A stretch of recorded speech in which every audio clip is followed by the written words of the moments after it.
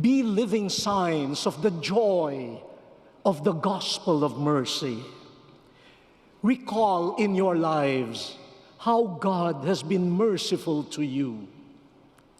Proclaim God's mercy and the joy that has come to you because God has been merciful to you.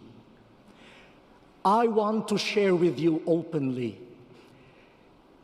A few months ago, a former professor of mine who taught us church history was near death,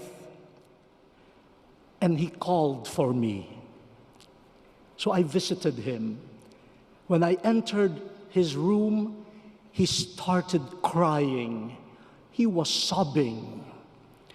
And the nurse whispered to me, whenever former students and friends visit Father, he becomes emotional. So I approached him and tried to console him.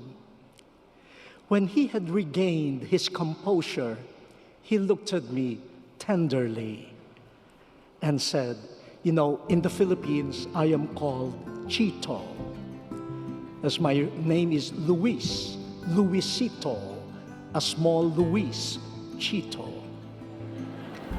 I've never grown, I've remained small. And he said, Chito, Chito, you used to sleep in my class. And that's the full truth and the whole truth. And I said, Father, I'm sorry for having caused you distress. And he said, no, don't worry. But look at you. You are now a cardinal. You used to sleep in my class, but there is hope for you. So whenever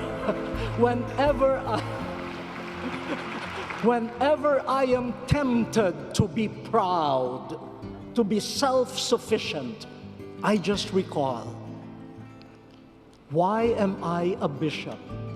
Why am I a cardinal?